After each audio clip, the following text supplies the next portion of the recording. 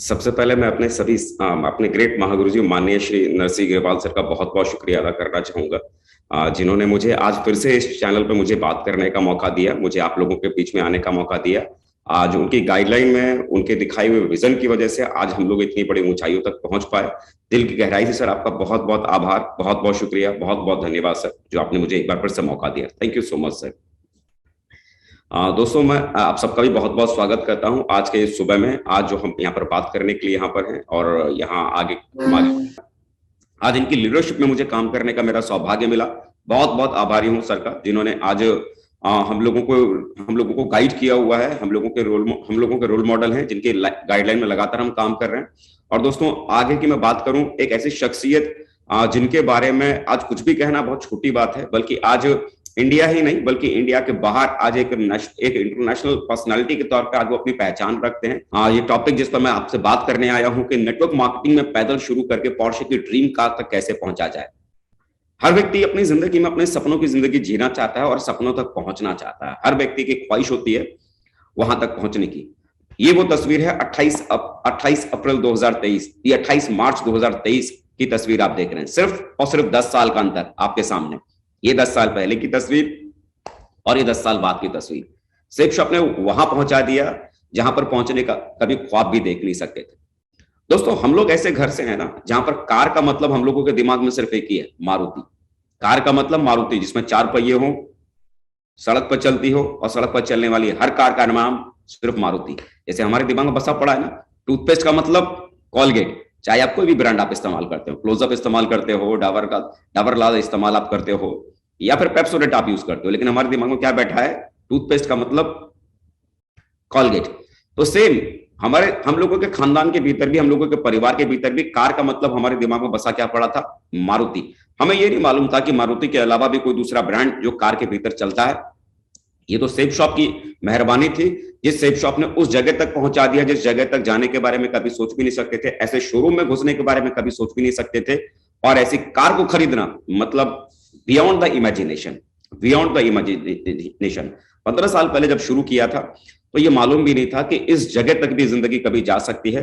Porsche जैसे शानदार brand के शोरूम में जा सकते हैं, उसकी प्राइस भी पूछ सकते हैं। ये हैसियत भी नहीं थी और ये सोच में भी नहीं था, ये सोच भी नहीं सकते थे। लेकिन आज सेफ शॉप ने जिंदगी में वहां तक पहुंचा दिया जहां तक सोच नहीं सकते थे, उस दुनिया तक पहुंचा दिया जहां तक दिमाग में आ भी नहीं सकता था। आज सेफ शॉप की वजह से पोर्शे जैसी शानदार कार का मालिक आज बनाया। तो दोस्तों, मैं इतना ही मैं खाली कहने की कोशिश कर रहा हूं, विश्वास कीजिए, धीरज बना के रखिए, लगातार फोकस करके काम करने की शुरुआत अगर आप करते हैं, अपने अपलाइन को अगर आप सुनते हैं, तो जो भी सपने आपने देखे ना, उन चीजों तक पहुंचना आपके लिए बहुत ही ज्यादा आसान हो जाएगा। क्या सच में आप अपने सपने पूरे करना चाहते हैं? यस। सच में अपने सपने पूरे करना चाहते हैं? यस। चलिए, जस्ट होल्ड ऑन। हाँ, क्या आप सच में सपने अपने पूरे करना चाहते हैं?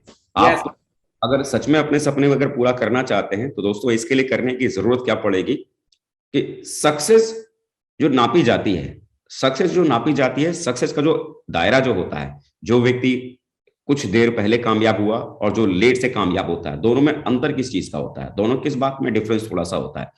सेंटीमीटर्स में सक्सेस को नापा जाता है। आपने देखा होगा कि रेस में जब बहुत सारे घोड़े जब रेस में दौड़ते हैं, तो उस बहुत सारे रेस में दौड़ने वाले घोड़े में सिर्फ एक घोड़ा ऐसा होता है जो नंबर 1 की पोजीशन पे आता है। एक घोड़ा सिर्फ उस रेस को जीतता है।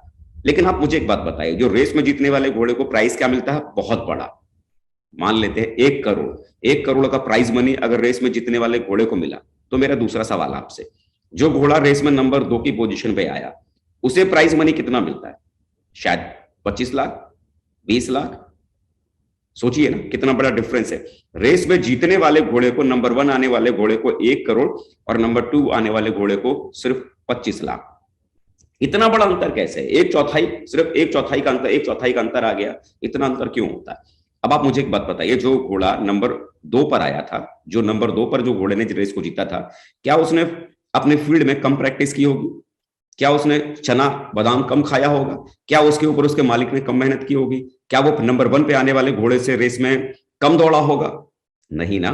उसकी मेहनत, उसकी दौड़, उसकी सारी कोशिश बराबर नंबर 1 वाले घोड़े से होगी। लेकिन नंबर 1 वाला घोड़ा जीत गया, फर्स्ट प्राइज का हकदार बन गया, और नंबर 2 वाले घोड़े को सिर्फ छोटा सा अमाउंट प्राइज का मिला, इनाम का मिला। इतना बड़ा अंतर क्यों होता है? नंबर 2 वाले को इतना इनाम और नंबर 1 वाले को इतना इनाम। अंतर सिर्फ किस बात का होता है? रेस में जीतने वाले घोड़े ने जो रेस को जीता, कितने सेकंड का अंतर होगा? Micro second. माइक्रो सेकंड के अंतर की वजह से कोई बहुत बड़ा विजेता बन जाता है और कोई सिर्फ पीछे रह जाता है। इस बिजनेस के भीतर भी या किसी भी फील्ड के भीतर भी क्या होता है ना, आम लोगों में खास लोगों में बहुत ज्यादा अंतर नहीं होता। आम लोगों में खास लोगों में थोड़ा सा ही अंतर होता है, सिर्फ माइनर, सिर्फ माइनर।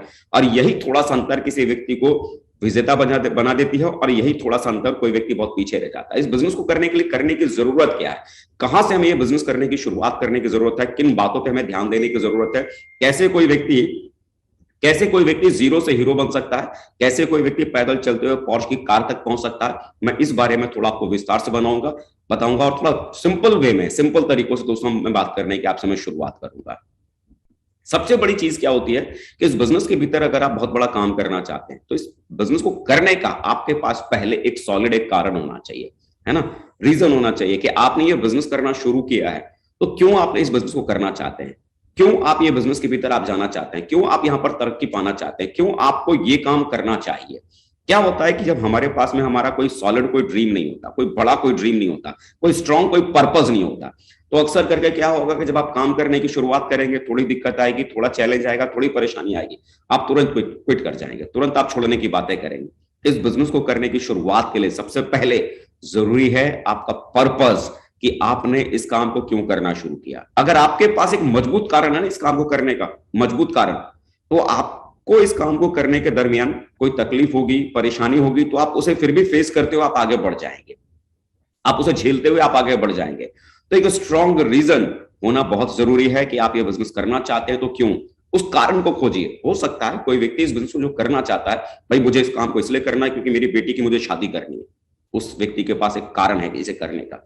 भाई मुझे इस बिजनेस को इसलिए करना है क्योंकि मेरे बच्चों का करियर मुझे सेटल करना है, मुझे मेरे इस बिजनेस को इसलिए करना है, मुझे मेरे परिवार को एक अच्छा जीवन देना है। तो सबसे पहले नेटवर्क मार्केटिंग बिजनेस है क्या, उसको समझिए। ज्यादातर कंडीशन में क्या होता है कि हम कहां से हम समझते हैं, कहां से हम इसके बारे में जानते हैं? हमारे अड़ोस में, हमारे पड़ोस में, हमारे रिश्तेदारों में, हमारे दोस्तों में, जिन लोगों ने बिजनेस के बारे में जो ख्यालात पाल रखे हैं, हम उनसे ज्यादा इन्फ्लुएंस हो जाते हैं, उनसे ज्यादा हम प्रभावित हो जाते हैं। वो क्या कहते हैं, अरे इस तरह का काम चलता नहीं है, इस तरह की चीजें ठीक नहीं है, इस तरह के कामों में कोई फ्यूचर नहीं है। हम उनकी बातों में हम इन्फ्लुएंस हो जाते हैं, प्रभावित हो जाते हैं, जिन्होंने शायद इससे पहले इस फील्ड के बारे में कुछ भी जाना ही। सोचिए ना कि कोई एक ऐसा व्यक्ति जिससे आप सलाह लेते हैं कि भाई मुझे मेरे बच्चों को इंजीनियर बनाना है, कौन सा कॉलेज ठीक रहेगा, तो सामने वाला व्यक्ति अगर आपको ये सलाह देता है कि भाई साहब कहाँ आप इंजीनियरिंग के चक्कर में पड़ रहे हो, आज की तारीख में आपको पता है कि इतने इंजीनियरिंग कॉलेज खुल गए हैं कि आज इंजीनियरिंग कॉलेज के भीतर तो सीटें वेकेंट रह जाती हैं, खाली रह जाती हैं, कोई फ्यूचर नहीं है इंजीनियरों का, है ठीक से 10,000 20,000 सैलरी ठीक से नहीं मिल पा रही है। आपने सपना क्या देखा था? अपने बच्चे को इंजीनियर बनाने का, लेकिन एक व्यक्ति ने आपको सलाह दिया कि इंजीनियरिंग के भीतर कोई फ्यूचर नहीं है, और आपने अपना करियर ऑप्शन अपने बच्चे के लिए आपने बदल डाला, जबकि आपके बच्चे का इंटरेस्ट कहाँ है? इंजीनियरिंग के फील्ड में जाने का। और मजे की बात जानते हैं क्या, जिससे हमने ये पूछा ना कि इंजीनियरिंग में फ्यूचर है या नहीं, उस व्यक्ति के पास ठीक से हाई स्कूल की पास की मार्कशीट भी नहीं, और उसने हमको क्या बोला कि इंजीनियरिंग के भीतर कोई बैकग्राउंड नहीं है, इंजीनियरिंग के भीतर कोई फ्यूचर नहीं है, क्योंकि उसका क्रेज चला गया। साहब ये पूछना है ना कि इंजीनियरिंग में स्कोप है या नहीं, उनसे सलाह लेना ठीक है, जो पहले से इस फील्ड में सक्सेसफुल है, वो आपको गाइड कर सकते हैं, वो आपको रास्ते बता सकते हैं। ज्यादातर कंडीशन में हमारे और आपके साथ यही होता है, हम आसपास के लोगों के हिसाब से, अपने रिश्तेदारों के हिसाब से, दोस्तों के हिसाब से हम ये तय कर लेते हैं कि नेटवर्क मार्केटिंग बिजनेस क्या है, कैसा है, इसमें कोई फ्यूचर है या नहीं, इसमें कोई भविष्य है या नहीं। सबसे पहले डायरेक्ट सेलिंग के बेस को समझिए, है ना, इसको बेस को समझिए, दूसरे की बातों को मत सोचिए, खुद रिसर्च कीजिए। इंटरनेट आज की तारीख में बहुत आसान है, रिसर्च करना, ढूंढना, समझना बहुत आसान है, किताबें मौजूद हैं, ऑनलाइन चीजें मौजूद हैं, आप उसमें खाली रिसर्च करने की शुरुआत कीजिए, आपका फेथ आपका बढ़ जाएगा, आपका फेथ इसके भीतर बढ़ जाएगा। और दूसरी बात कि डायरेक्ट सेलिंग के भीतर आपको ये समझ में तो आ गया कि डायरेक्ट सेलिंग में बहुत फ्यूचर है, इसमें बड़ी जिंदगी बनाई जा सकती है। लेकिन अब सवाल आता है कि हाँ इंजीनियरिंग का बैकग्राउंड बहुत अच्छा है, इंजीनियरिंग के भीतर करियर अपने बच्चे का बनाया जा सकता है, लेकिन अब यहां मायने क्या रखता है? एक सही कॉलेज का चुनाव करना। क्योंकि एक सही कॉलेज अगर आपने अगर नहीं चुना, तो हो सकता है उस कॉलेज से पास आउट होने के बाद आपको अपने बच्चे के मन के हिसाब का पैकेज भी ना मिले, मन के हिसाब की आमदनी या सैलरी मार्केट में जाने के बाद उसे ना मिले। तो मायने क्या रखता है? उसके बाद एक सही कंपनी का चुनाव करना। डायरेक्ट सेलिंग अगर आपको ये समझ में आ गया, नेटवर्क मार्केटिंग आपको समझ में आ गया, इसकी जड़ें बहुत मजबूत है, इसका फ्यूचर बहुत मजबूत है, तो आज की तारीख में अगर देखेंगे तो नेटवर्क मार्केटिंग से रिलेटेड हमारे हिंदुस्तान में मिनिस्ट्री ऑफ कंज्यूमर अफेयर के भीतर इस समय करीब करीब 500 कंपनियां आज रजिस्टर्ड। लेकिन अब ये सवाल कि उसमें से एक सही कंपनी को कैसे चुना जाए, कैसे वो एक सही कंपनी को हम देखें, परखें, जांचें। तो देखिए, बहुत सारी कंपनियां होने के बाद दिमाग में ख्याल आता है कि सेफ शॉप को ही क्यों चुने, इतनी सारी कंपनियां हैं तो इसी को हमें क्यों चुनना चाहिए। तो मैं फिर वही कहूंगा, सेफ शॉप को भी आपको पहले गहराई समझना चाहिए। डायरेक्ट सेलिंग किसी भी कंपनी को चुनने से पहले मैं अपने एक्सपीरियंस के साथ में ये कह सकता हूं कि 3 चीजों को अगर आप देखना अगर शुरू करते हैं तो एक सही कंपनी का चुनाव करना आपके लिए बड़ा आसान हो जाता है। पहला, किसी भी ऐसी डायरेक्ट सेलिंग कंपनी में अगर आपको करियर बनाना है तो एक ऐसी कंपनी को चुनिए जो कम से कम 10 साल पुरानी। क्योंकि मान लीजिए कोई कंपनी अगर 6 महीना पहले, 1 साल पहले अगर शुरू हुई है, तो 6 महीने 1 साल पहले जो कंपनी शुरू हुई है, क्या उस कंपनी के पास में मार्केट का कोई तजुर्बा होगा? नहीं ना। कोई स्ट्रेटेजी होगी? नहीं ना। आने वाले फ्यूचर में क्या क्या चैलेंज होते हैं, क्या क्या परेशानियां आती हैं, उसके बारे में कोई अनुभव होगा? नहीं ना। बिना अनुभव वाली कोई कंपनी होगी।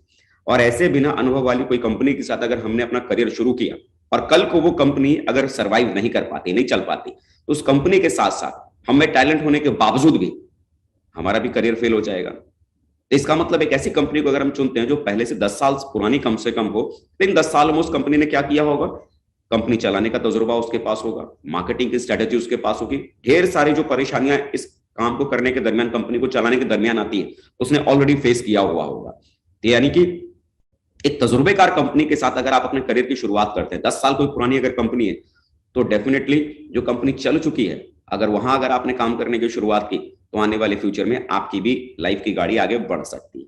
तो पहली चीज, एक ऐसी कंपनी का चुनाव कीजिए जो कम से कम 10 साल पुरानी। और दूसरी चीज, ऐसी कंपनी का चुनाव कीजिए, दूसरी खूबी क्या होनी चाहिए, ऐसी कंपनी का चुनाव कीजिए जिस कंपनी के पैरेलल में कोई एक एजुकेशन सिस्टम काम करता हो। एजुकेशन सिस्टम क्यों मैं बात कर रहा हूं, क्योंकि बहुत सारे लोग जो इस बिजनेस में जुड़ते हैं, हर व्यक्ति मार्केटिंग की डिग्री लेकर इस बिजनेस में नहीं आता, पहले से ही मार्केटिंग करने का तजुर्बा उनके पास नहीं होता।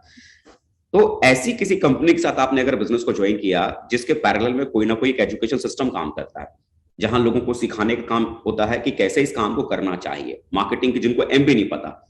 बहुत सारे लोग यहाँ कहां से आते हैं, हाउस वाइफ हैं, स्कूल में पढ़ते हैं, स्कूल में पढ़ाते हैं, नौकरी करते हैं, दुकान चलाते हैं, बिजनेस करते हैं, कारोबार करते हैं, मार्केटिंग से उनका कोई लेना देना नहीं होता। और 95% लोग ऐसे ही होते हैं जो इन कॉमन बैकग्राउंड से आते हैं, 5% लोग ही ऐसे होते हैं जो मार्केटिंग के फील्ड से आते हैं। तो इन 95% लोगों का क्या होगा, अगर प्रॉपरली कोई एजुकेशन देने वाला कोई प्लेटफॉर्म ना हो, उन्हें सिखाने वाला कोई प्लेटफॉर्म ना हो कि इसे कैसे करना चाहिए, किन किन बातों का ध्यान रखना चाहिए, कैसे इस बिजनेस को आप आगे लेके जा सकते हैं, ये बताने वाला अगर कोई प्लेटफॉर्म ना हो, तो लोगों का फेल होने की संभावना बढ़ जाती है। तो ऐसी किसी कंपनी को चुनना चाहिए जो कंपनी के पैरेलल में उसके साथ एक एजुकेशन प्लेटफॉर्म भी काम करता हो, एजुकेशन सिस्टम भी काम करता हो। और तीसरी खूबी इस बिजनेस के भीतर क्या देखने की जरूरत है, पहला, मिनिस्ट्री ऑफ कंज्यूमर अफेयर में रजिस्टर्ड हो, इस बात का ध्यान रखें। दूसरा, कम से कम 10 साल पुरानी हो। पहली खूबी क्या देखनी चाहिए, मिनिस्ट्री ऑफ कंज्यूमर अफेयर में वो कंपनी रजिस्टर्ड होनी चाहिए। दूसरा, कम से कम 10 साल पुरानी होनी चाहिए। और तीसरा कम 10 साल पुरानी होनी चाहिए, मिनिस्ट्री ऑफ कंज्यूमर अफेयर में रजिस्टर्ड होनी चाहिए। तो इन बातों का अगर आप ध्यान रखते हैं, तो बिजनेस करना बड़ा आसान हो जाएगा। सेफ शॉप बिजनेस की अगर मैं बात करूं तो दोस्तों आज मिनिस्ट्री ऑफ कंज्यूमर अफेयर में रजिस्टर्ड है। आज 10 साल नहीं बल्कि आज 23 साल पुरानी आज डायरेक्ट सेलिंग कंपनी है। और सेफ शॉप के पैरेलल में एजुकेशन सिस्टम की अगर बात करें तो सक्सेस सपोर्ट सिस्टम एक जबरदस्त एजुकेशन प्लेटफॉर्म है, जहां ना केवल लोगों को ज्वाइन करने के बाद एक ऐसा प्लेटफॉर्म देता है जहां इजीली इस बिजनेस को कैसे करना है, इसे कैसे आगे लेकर बढ़ना है, ये कॉमन प्लेटफॉर्म के साथ लोगों को एजुकेट भी करता है, इस काम को करने का सही तरीका भी आपको सिखाता है। ऐसी खूबियां किसी भी कंपनी में है और उसे अगर आप चूज करके अगर आप करने की शुरुआत करते हैं तो बिलीव कीजिए सक्सेस को पाना बहुत आसान है। मैं यही कहता हूं कि नेटवर्क मार्केटिंग के भीतर बहुत बड़ा स्कोप है, बहुत बड़ा फ्यूचर है, लेकिन एक सही कंपनी का आदमी के हाथ में होना बहुत जरूरी है। और सेफ शॉप की गहराई में आप उतरिए, इसको और गहराई में उतरिए। जितनी बातें मैं आपको बता रहा हूं इतनी बातों पर ही बिलीव मत कीजिए, इसके और गहराई में उतरिए। जितना ज्यादा सेफ शॉप के बारे में रिसर्च करेंगे, इसकी गहराई में आप उतरेंगे। आज माननीय श्री नरसी ग्रेवाल सर के यूट्यूब चैनल पर अगर आप देखेंगे, सैकड़ों की संख्या में बल्कि हजारों की संख्या में ऐसे सक्सेसफुल डायमंड्स के वीडियोस आपको मौजूद हैं, जिन्हें सुनने के बाद, जिन्हें समझने के बाद आप खुद ब खुद अंदाजा लगा लेंगे कि सेफ शॉप आज कितना स्ट्रॉन्ग प्लेटफॉर्म किसी भी व्यक्ति को इनिशिएट करने का है। है ना। रिसर्च कीजिए, रिसर्च करने के बाद, क्योंकि जितना ज्यादा आप इसमें घुसेंगे ना, समझने की कोशिश करेंगे, उतना ही आपका बिलीव डायरेक्ट सेलिंग के ऊपर, सेफ शॉप के ऊपर आपका बढ़ता चला जाएगा। और यही वो आधार है। मैं ऐसा करने की क्यों बात कर रहा हूं, क्योंकि जब लोगों को बिलीव कम होता है, जब लोगों को विश्वास कम होता है, तो विश्वास कम होने की वजह से, बिलीव कम होने की वजह से ही थोड़ा सा चैलेंज आदमी के पास आने के बाद आदमी इसे छोड़ देता है। और बिलीव अगर आपका है तो कितनी भी परेशानी होगी, दिक्कत होगी, आप इसे छोड़ेंगे नहीं। तो जरूरी क्या है, एक नेटवर्क मार्केटिंग को रिसर्च करना, सेफ शॉप के बारे में रिसर्च करना, और अल्टीमेटली फेथ कर इस बिजनेस को आगे लेके जाना। इस बिजनेस को आगे करने के लिए हमको क्या करने की जरूरत पड़ती है, किन बातों पर हमें फोकस करने की जरूरत पड़ती है। बिजनेस समझ आ गया, नेटवर्क मार्केटिंग समझ में आ गया।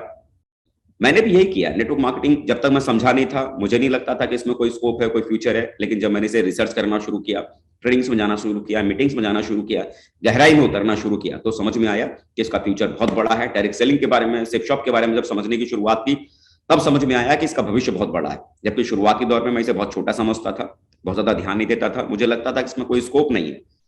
जब ये सारी बातें समझ में आने लगी, तो धीरे धीरे जो मेरी अपलाइन ने मुझे समझाया कि अजय जी, इस बिजनेस में अगर आपको बड़ा काम अगर करना है, तो सबसे पहले आपको बिजनेस के बेसिक्स को आपको समझना पड़ेगा। क्योंकि जब तक इस काम को करना आप सीखेंगे नहीं, जब तक इस काम को खुद से करना आप सीखेंगे नहीं, तो जितने बड़े सपने आप पूरे करना चाहते हैं, उतने बड़े सपने पूरे नहीं हो सकते हैं। कोई भी काम अगर आदमी अपनी जिंदगी में अगर करने की शुरुआत करता है, तो उसे सीखने के बाद खुद करना पड़ता है। और आपने अगर इस काम को अगर सीखा नहीं, तो आप खुद इस काम को नहीं कर पाएंगे। और जब खुद नहीं कर पाएंगे, तो जहां तक आप जाना चाहते हैं, जिन सपनों को आप पूरा करना चाहते हैं, वो सपने आप जिंदगी में पूरे नहीं कर पाएंगे, है ना। तो उन्होंने मुझे सिखाया कि इस बिजनेस में कैसे लिस्ट बनाई जाती है। उन्होंने सिखाया, ट्रेनिंग में जाने के बाद, मीटिंग्स में जाने के बाद, अपलाइन की गाइडलाइन में रहकर जब काम करना शुरू किया, तो उन्होंने बताया कि कैसे प्लान लोगों को दिखाया जाता है, कैसे लोगों का फॉलोअप करते हैं, जब लोग सवाल करते हैं तो उनके सवालों का जवाब कैसे दिया जाता है, कैसे उठा जाता है, कैसे बैठा जाता है, कैसे FIM मीटिंग होती है, फर्स्ट इंफॉर्मेशन मीटिंग्स होती है। मतलब इसको करने के लिए किसी व्यक्ति से मिलने से लेके उसकी सेल निकालने तक का जो प्रोसेस है, ये हमारे बेसिक्स के भीतर हमारे आते हैं। तो किसी व्यक्ति को मिलने से लेके सेल निकालने तक का प्रोसेस कैसे पूरा किया जाता है, ये प्रोसेस ना केवल आपको सिस्टम की ट्रेनिंग से, बल्कि अपलाइन की गाइडलाइन से आपको सीखना है, बल्कि उसमें मास्टर भी बनना है। और उसमें मास्टर बनने का तरीका क्या है, जितना ज्यादा आप लोगों को प्लान दिखाएंगे, उतना प्लान देने में आपका परफेक्शन बढ़ेगा। जितना ज्यादा लोगों का आप फॉलोअप करेंगे, उतना फॉलोअप करने में आपका परफेक्शन बनेगा। जितना फर्स्ट इंफॉर्मेशन मीटिंग आप करेंगे, उतना ज्यादा FIM करने में परफेक्शन आपके भीतर आएगा, आपकी क्वालिटी में इंप्रूवमेंट आएगा। सिस्टम की बेसिक्स को समझना बहुत जरूरी है, अगर पैदल से पोर्शे तक का सफर पूरा करना है। मैंने दोस्तों वो किया था। लिस्ट बनाना मैंने सीखा था, प्लान देना मैंने सीखा था, फॉलोअप करना मैंने सीखा था, FIM करना सीखा था, सिस्टम के बेसिक्स को सीखा था। उन बेसिक्स को सीखने के बाद लगातार उन बेसिक्स को फील्ड में दोहराता चला गया, उन बेसिक्स को अपने फील्ड में करता चला गया। क्योंकि जितना ज्यादा हम प्लान करेंगे, उतना प्लान देने का तरीका हमारा परफेक्ट हो जाएगा। जितना ज्यादा लोगों को हम फेस करेंगे, फॉलोअप में फेस करेंगे, उतना ज्यादा लोगों का सही तरीके से हम सवालों को हैंडल कर पाएंगे। जितना ज्यादा ठीक तरीके से जो लोग जुड़े हैं उनको FIM करेंगे, काम करने का तरीका आगे बताएंगे, उतना ही बेहतर तरीके से जो लोग हमारे साथ जुड़ रहे हैं, काम करने के सही पैटर्न पर चले जाएंगे, सही रास्ते पर चले जाएंगे। अब यहां जरूरी क्या है दोस्तों, कि जब आप काम करने की शुरुआत करेंगे, तो आपके साथ टीम बनना शुरू हो जाएगी। मेरे साथ भी टीम बनना शुरू हो गई थी। तो एक सर्टेन टाइम के बाद आपने काम शुरू किया था अकेले, लेकिन धीरे धीरे अकेले काम करते करते आपके साथ टीम बनने की शुरुआत हो जाती है। 2 लोग जुड़ते हैं, 10 लोग जुड़ते हैं, 20 लोग जुड़ते हैं, 50 लोग जुड़ते हैं, 100 लोग जुड़ते हैं। शुरुआत में अकेले काम करना बड़ा आसान होता है, क्योंकि जिम्मेदारी सिर्फ अपनी होती है कि भाई हमको सिर्फ ट्रेनिंग में जाना है, हमको सिर्फ मीटिंग्स में जाना है, हमको फील्ड में निकलना है, तो जिम्मेदारी सिर्फ अपनी होती है। लेकिन जैसे जैसे टीम आपकी बनती चली जाती है, तो आपकी जिम्मेदारी मल्टीपल हो जाती है, आपकी जिम्मेदारी बढ़ जाती है। तो ट्रेनिंग में जाना है तो अकेले नहीं, टीम को भी ट्रेनिंग में लेके जाना है। मीटिंग्स में जाना है तो अकेले नहीं, हमें टीम को भी मीटिंग्स में लेके जाना है। अगर मैं प्लान में अगर निकलना है, तो सिर्फ मेरे निकलने से काम नहीं चलेगा, मेरी टीम से भी लोग फील्ड में प्लान के लिए निकलने चाहिए। हमें फॉलोअप के लिए जाना है तो अकेले नहीं, मुझे मेरी टीम से भी फॉलोअप के लिए लोग निकलने चाहिए। तो जरूरी क्या है, अकेले काम करना तो हमने शुरुआत में सीख लिया, लेकिन अब अकेले काम करने के साथ साथ जब टीम बनना शुरू होती है, तो टीम के साथ कैसे काम किया जाता है। ब्रॉन्ज लेवल आपने कंप्लीट किया, तो ब्रॉन्ज लेवल पर एक व्यक्ति को क्या करना पड़ता है, किन किन चीजों पर फोकस करना पड़ता है, कौन कौन से स्किल्स को डेवलप करना पड़ता है, क्या क्या हमारी जिम्मेदारियां होती हैं, क्या क्या चीजों को हमें करने की जरूरत होती है, उसको समझना पड़ेगा और उसे अप्लाई करना पड़ेगा। आप सिल्वर बन गए तो सिल्वर लेवल पर आपको क्या क्या चीजें करनी चाहिए, उन बातों का ध्यान रखकर उसको आपको अप्लाई करना पड़ेगा। आप प्लैटिनम बन गए तो प्लैटिनम बनने के बाद किन चीजों को आपको ध्यान रखना है, किन चीजों को आपको करने की जरूरत है, और उन चीजों को आप कर रहे हैं या नहीं कर पा रहे हैं, उसकी आप जिम्मेदारी ले रहे हैं या नहीं ले रहे हैं। यही चीजें आपको अगले लेवल पर आपको लेके जाएगी। अगर आप अपने नॉलेज को लगातार अपने लेवल के हिसाब से अगर आप अपडेट नहीं करेंगे, लगातार लेवल के हिसाब से अगर आप अपने नॉलेज को इंप्रूव नहीं करेंगे, तो आने वाले कल में क्या होगा कि नेटवर्क तो आप बना लेंगे, लेकिन नेटवर्क बनने के बाद आप उस नेटवर्क को संभाल नहीं पाएंगे अगर आपने अपने नॉलेज को अपने लेवल के हिसाब से आपने अपडेट नहीं किया।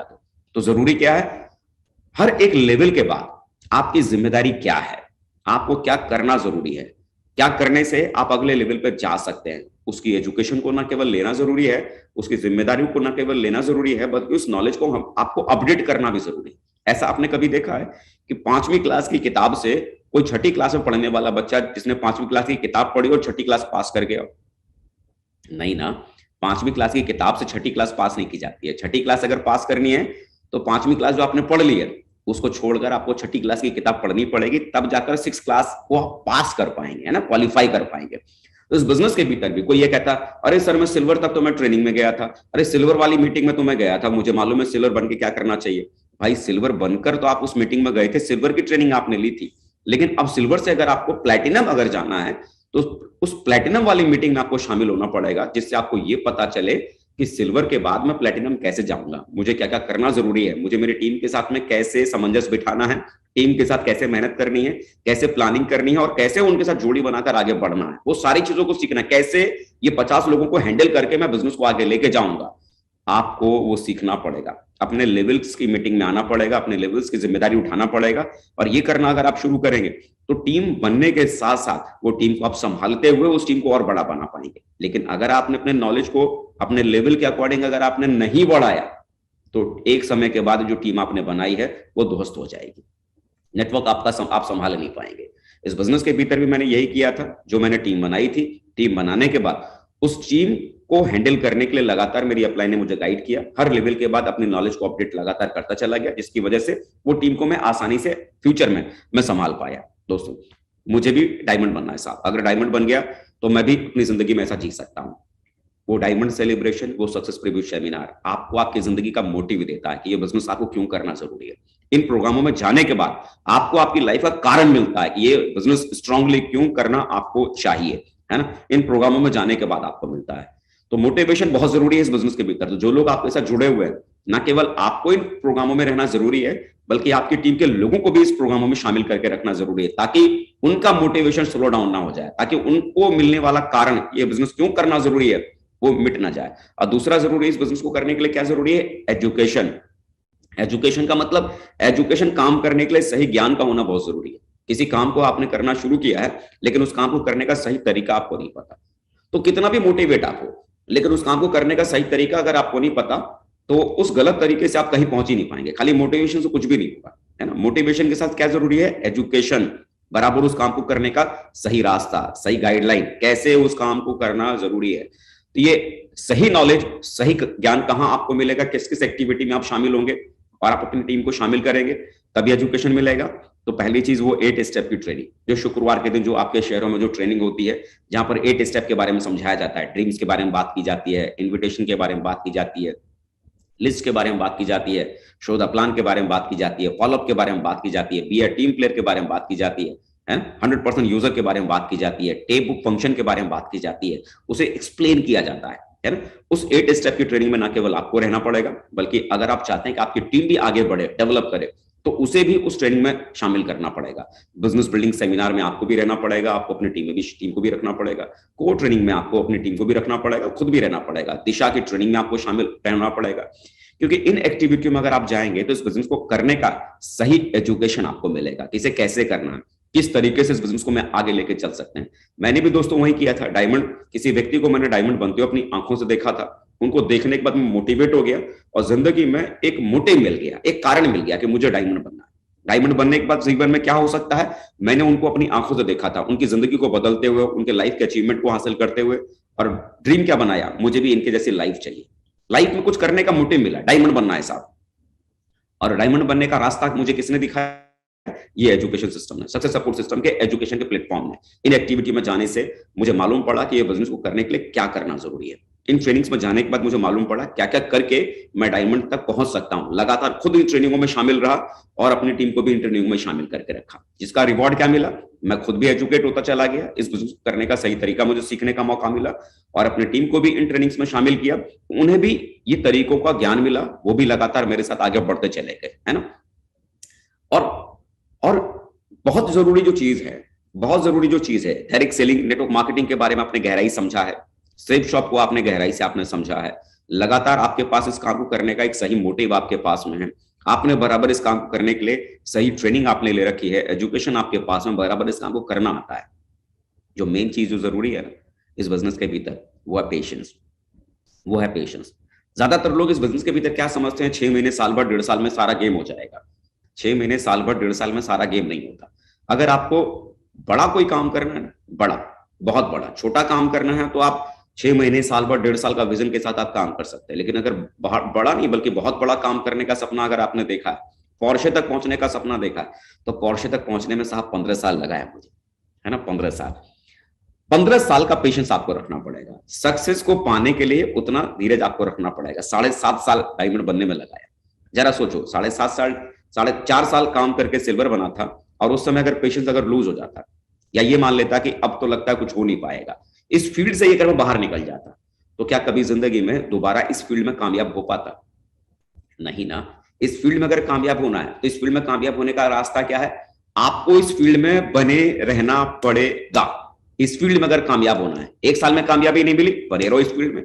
2 साल में कामयाबी नहीं मिली, बने रहो इस फील्ड में। 3 साल में कामयाबी नहीं मिली, बने रहो इस फील्ड में। 4 साल में कामयाबी नहीं मिली, बने रहो इस फील्ड में। इस फील्ड में तब तक बने रहो जब तक कि कामयाब हो नहीं जाते। कई सारे लोग अपने अपलाइन से पूछते हैं कि सर मैं काम कर रहा हूं, कितने साल करना पड़ेगा? अरे साहब, आपने जब ये तय किया था कि मुझे इंजीनियर बनना है, आपने 4 साल की आपने पढ़ाई की, बीटेक आपने किया, 4 साल पढ़ने के बाद आपने अपने प्रोफेसर से पूछा था कि साहब मुझे कितने साल मुझे कारखाने में, फैक्ट्री में, या बड़ी मल्टीनेशनल कंपनी में कितने साल काम करना पड़ेगा ताकि मैं सक्सेसफुल हो जाऊंगा? नहीं ना।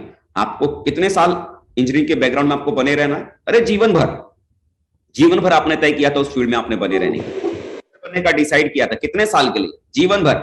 वकील बनने का डिसाइड किया था, कितने साल? जीवन भर। लॉयर बनने का डिसाइड किया था, कितने साल? जीवन भर। आपने जो भी प्रोफेशन चुना ना, जीवन भर करने के लिए चुना। आपने सेफ्शॉ बिजनेस को आपने ज्वाइन किया है, डायरेक्ट सेलिंग को चूज किया है, ये 1 साल 2 साल का गेम नहीं है, ये सालों साल का गेम है। अगर आप इसे एज ए करियर लेते हैं, एज अ करियर लेते हैं, गिनती मत गिनो कि मुझे कितने साल हो गए।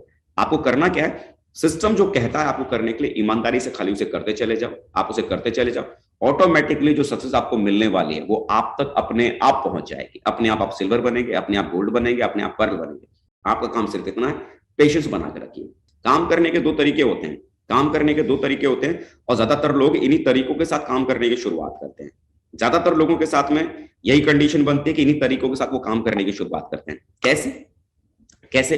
पहला जो वो होता है ना, वो सेल्समैन के हिसाब से काम करते हैं। सेल्समैन को आपने देखा है कैसे काम करता है? सेल्समैन वो आदमी जो चीजों को बेचता है, मोबाइल बेचता है, टीवी बेचता है, फ्रिज बेचता है, वॉशिंग मशीन बेचता है, कार बेचता है, मोटरसाइकिल बेचता है, कुछ भी बेचने वाला व्यक्ति सेल्समैन।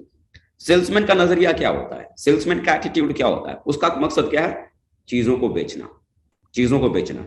चाहे उस चीजों को कोई भी खरीदे। टीवी बेचने वाला सेल्समैन है, उसका काम क्या है? टीवी बेचना। उसने क्या किया? किसी व्यक्ति को टीवी बेचा। टीवी को बेचने के बाद उसे क्या मिल जाता है? कमीशन। कमीशन मिलने के बाद क्या उस ग्राहक के साथ उस सेल्समैन का कोई रिश्ता होता है? कोई संपर्क होता है? नहीं। टीवी बेचा, टीवी लेने वाला अपने घर चला गया, कमीशन उसके अकाउंट में आ गया, रिश्ता खत्म, कहानी खत्म। तो सेल्समैन को इससे कोई लेना देना नहीं। टीवी खरीदने वाला आदमी कौन है?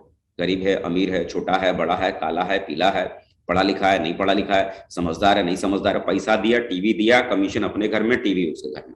कहानी सिर्फ यहां तक होती है सेल्समैन की कहानी। टीवी बिकने के बाद कहानी खत्म। इस बिजनेस में है ना, आपको ये समझना पड़ेगा कि आप ये बिजनेस को कैसे कर रहे हैं। ज्यादातर लोग शुरुआती दौर में जब ये बिजनेस करते हैं ना, वो ये नहीं समझ पाते कि हमें किस तरह के लोगों के साथ हमें बिजनेस करने की जरूरत है। आपके साथ बहुत सारे लोग जुड़ते हैं, बहुत सारे लोग जुड़ते हैं, लेकिन सिर्फ लोगों को जोड़ना, लोगों को सिर्फ जोड़ना जोड़ना ही है बहुत जरूरी नहीं है। इस बिजनेस को करने के लिए ना आपको बिजनेसमैन का आपको नजरिया रखना पड़ेगा, बिजनेसमैन का एटीट्यूड आपको रखना पड़ेगा। बिजनेसमैन मान लीजिए अगर आप कोई कारोबारी है, कोई व्यापारी है, आपने कोई भी छोटा मोटा व्यापार अगर आपने शुरू किया है, तो आप मुझे एक बात बताइए, कैसे लोगों को आप रखेंगे? अगर आप ऐसे लोगों को ढूंढते ना, सेल्समैन कैसे लोगों को खोजता है? कौन मेरा सामान खरीद सकता है, कौन मेरा सामान खरीद सकता है, कौन मेरा सामान खरीद सकता है। उसने सामान खरीदा, उसने पैसा दिया, कमीशन उसके घर में आ गया, सामान उस व्यक्ति ने उसके घर पहुंचा दिया। सेल्समैन सिर्फ उसका सामान खरीद कौन सकता है ना, उनको ढूंढता है। और बिजनेसमैन उनको ढूंढता है जो उसके लिए काम कर सकते हैं, जो उसके लिए काम कर सकते हैं। इस बिजनेस के भीतर अगर आप ऐसे लोगों को ढूंढते हैं कि कौन मेरा सामान खरीद सकता है, तो आप मुझे बताओ, आपका दूध, आपका साबुन, आपका सर्फ, आपकी चाय पत्ती, आपके क्लोथिंग, आपके आपके आपके कंपनी में मिलने वाले बर्तन या और दूसरी जरूरत की चीजें हैं, कौन नहीं खरीद सकता? हर कोई व्यक्ति खरीद सकता है ना, हर कोई व्यक्ति खरीद सकता है। इस बिजनेस के भीतर आपको कैसे लोग चाहिए? सामान बेचना, बेचने के लिए आप सिर्फ लोगों को ढूंढ रहे हैं कि मेरा सामान कौन खरीद सकता है, तो आपका सामान तो कोई भी खरीद सकता है। सामान बेचने वाला व्यक्ति कभी बड़ा नहीं बन सकता।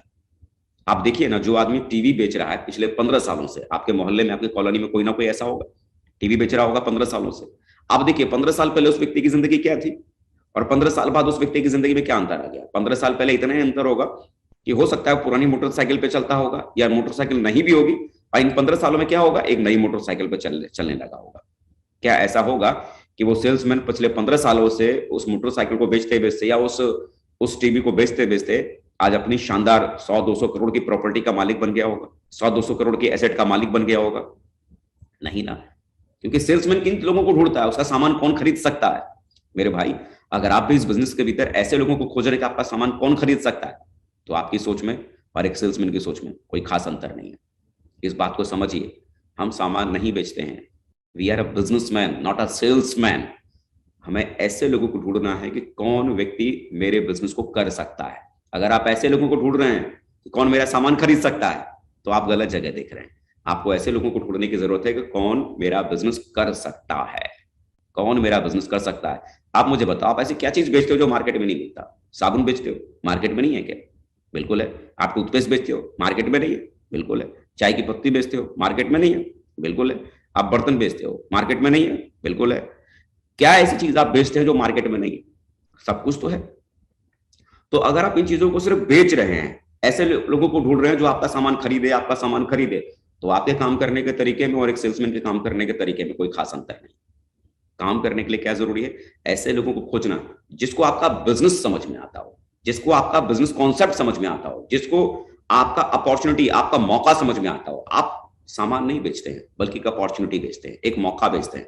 ऐसे लोगों को ढूंढना जरूरी है जो अपने जीवन में महत्वाकांक्षी हो, जो जीवन में कुछ करना चाहता हो, लाइफ में आगे बढ़ना चाहता हो, जिसमें भूख हो जिंदगी में कुछ करने की। ऐसे लोगों को आपको ढूंढने की जरूरत है। जब आप 8 स्टेप की ट्रेनिंग में जाते हैं, और 8 स्टेप की ट्रेनिंग में जब आप जाते हैं, तो लिस्ट बनाने की बात की जाती है कि आपको लिस्ट बनाना चाहिए। आपने अगर गौर किया होगा तो वहां भी ये भी समझाते हैं किस तरह के लोगों की लिस्ट बनानी चाहिए।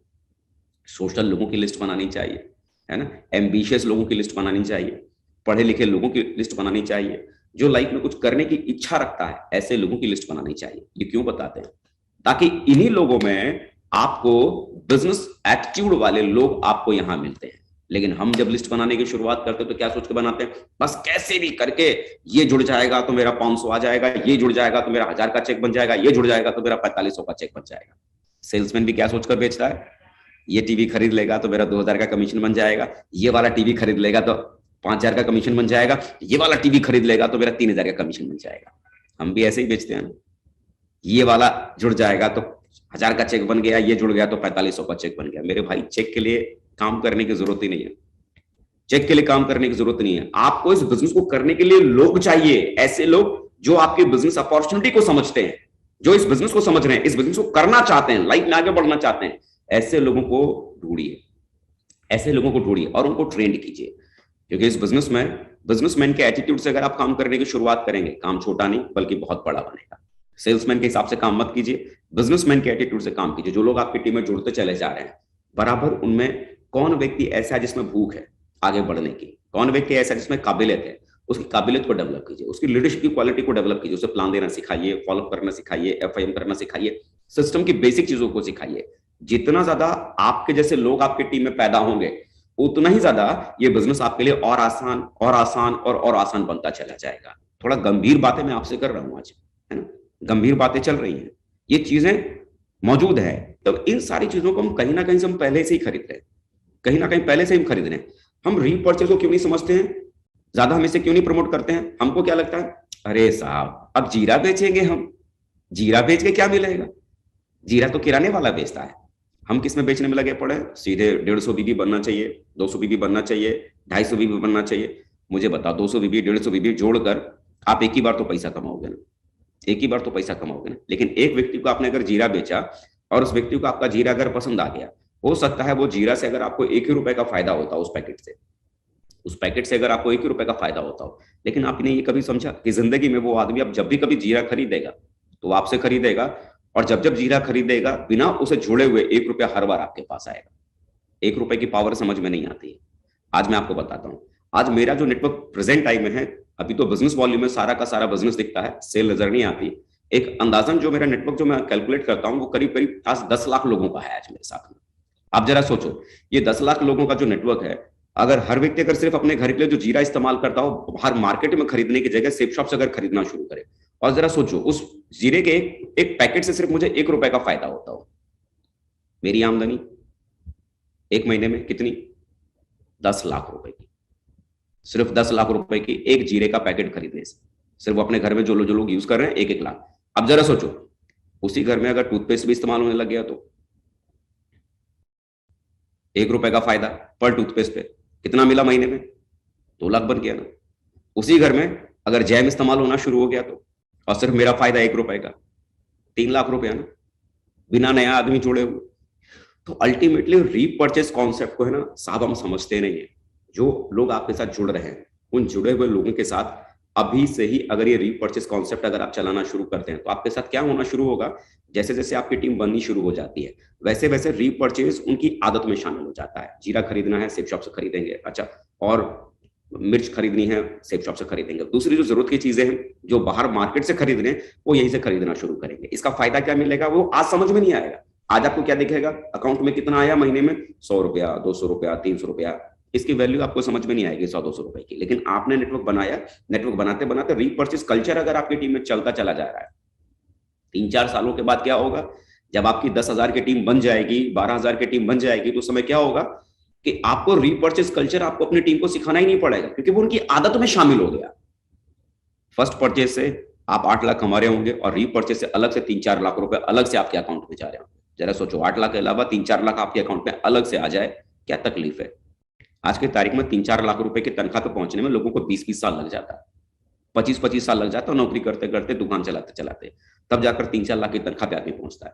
लेकिन आपने रीपर्चेस कल्चर को अगर आपने शुरुआत से आदत में डाला ना, ये सारा खेल शुरुआत का है, आदतों का है। एक बार अगर आपकी टीम को सेफ शॉप के प्रोडक्ट को खरीदने की आदत पड़ गई, उनका टेस्ट समझ में आ गया, और यही रीपर्चेस का कल्चर आपकी टीम में अगर डुप्लीकेट हो गया, तो ये बिजनेस से पैसा कमाना, पैसा कमाना सो सिंपल और बड़ा ही आसान बन जाता है, बड़ा ही आसान बन जाता है। रीपर्चेस बिजनेस एक ऐसा बिजनेस है जहां पर आप नए लोगों को जोड़ो या ना जोड़ो, लेकिन रीपर्चेस बिजनेस अगर आपका चल पड़ा और आपकी टीम में रीपर्चेस हो रहा है, नया आदमी ना जुड़े उसके बावजूद भी पैसा आपके अकाउंट में आएगा। लोग तो नहाएंगे ना, साबुन लगाएंगे, लोग तो चाय पिएंगे ना, बिना जुड़े हुए खरीदेंगे ना। तो बिना जुड़े हुए आपके पास में पैसा कमाने का मौका रीपर्चेस बिजनेस है। तो रीपर्चेस बिजनेस को हल्का मत समझिए, बहुत ही पावरफुल कॉन्सेप्ट है। रीपर्चेस को अगर आपने फर्स्ट परचेस के साथ अगर आपने शामिल किया, जो लोग आपकी टीम में जुड़ रहे हैं, जो भी आपके जरूरत की चीजें हैं, पहले आप खुद इस्तेमाल कीजिए, फिर आपकी टीम में भी लोगों को इसको प्रमोट कीजिए। धीरे धीरे आप अपने नेटवर्क में इसको हैबिचुअल बनाइए।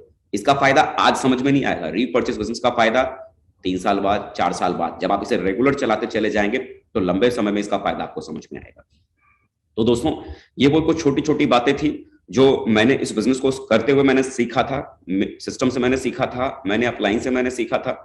मुझे शुरुआती दौर में नहीं मालूम था इस बिजनेस को कैसे चलाना है, मुझे कैसे लेके जाना है, लेकिन सिस्टम की ट्रेनिंग में जाने के बाद धीरे धीरे समझ में आया कि किन चीजों पे मुझे ध्यान देने की जरूरत है।